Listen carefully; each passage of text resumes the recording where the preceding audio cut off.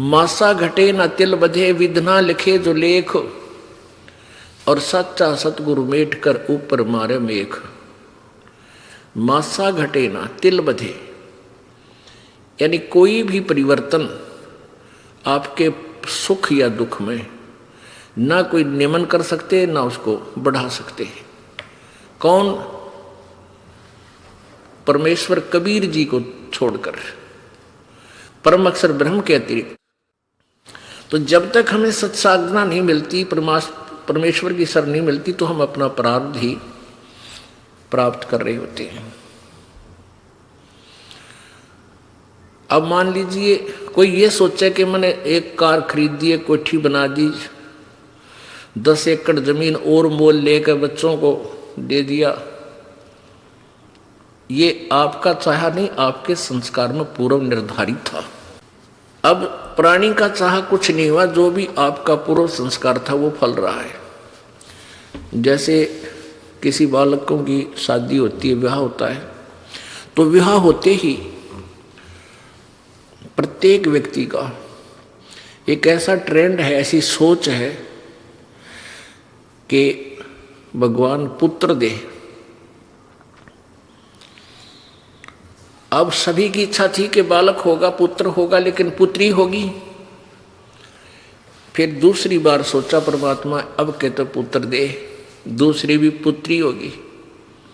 फिर तीसरा जब गर्भ रहा तो सब ने शुक्र मनाए, ना जाने कितनी देवी देवताओं के जाकर प्रार्थनाएं की, जिसने भी जंतर मंत्र किया, दवाई भी ले ली, फिर भी बेटी होगी, और चौथी भी बेटी होगी, 5वीं भी बेटी होगी।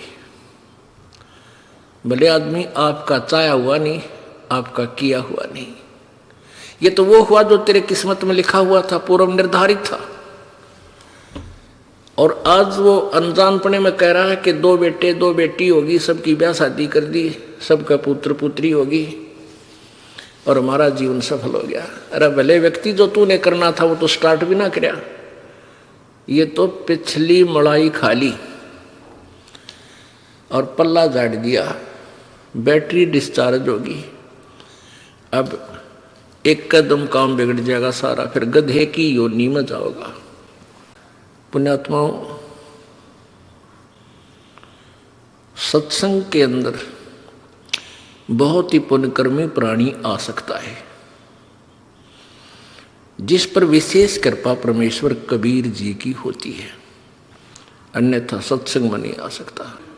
इस पृथ्वी के ऊपर कितनी संख्या है मानव की, और पूरी संख्या, पूरी जनसंख्या के कितने प्रतिशत आप इस भक्ति से जुड़े हो?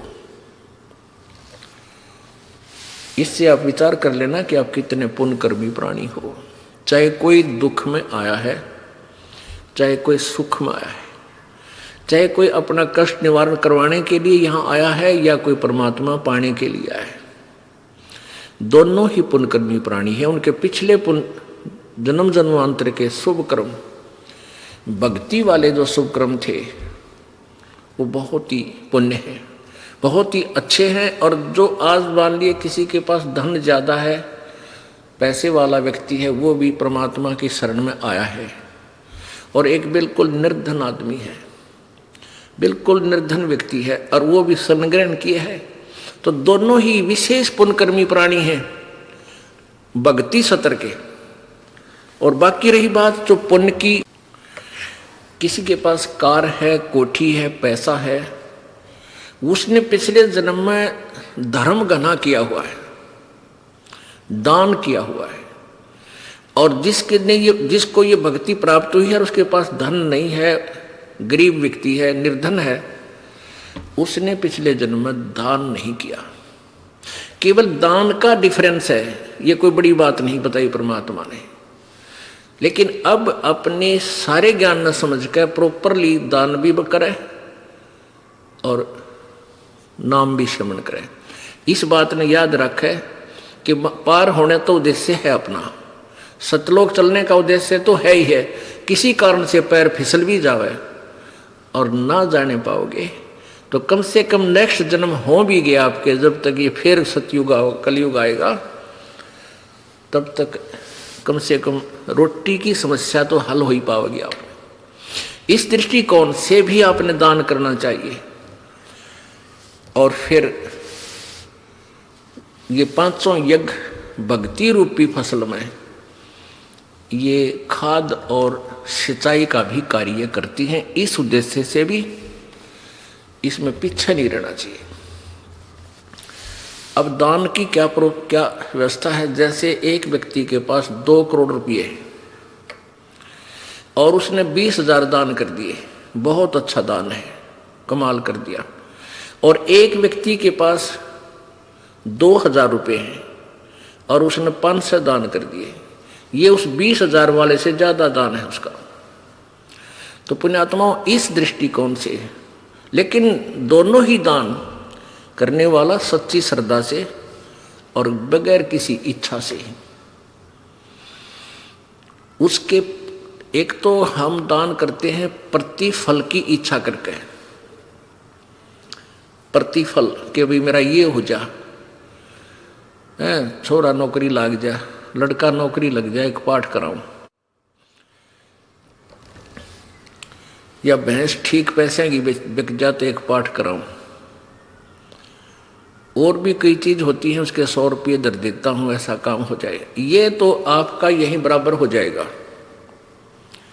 जो ऐसे आपने जो डिमांड कर ली बालक से और वो दान कर दिया, काम आपका होगा, लेकिन वो दान यहीं पैरेलल हो गया आपका, इसका आगे कोई बेनिफिट नहीं।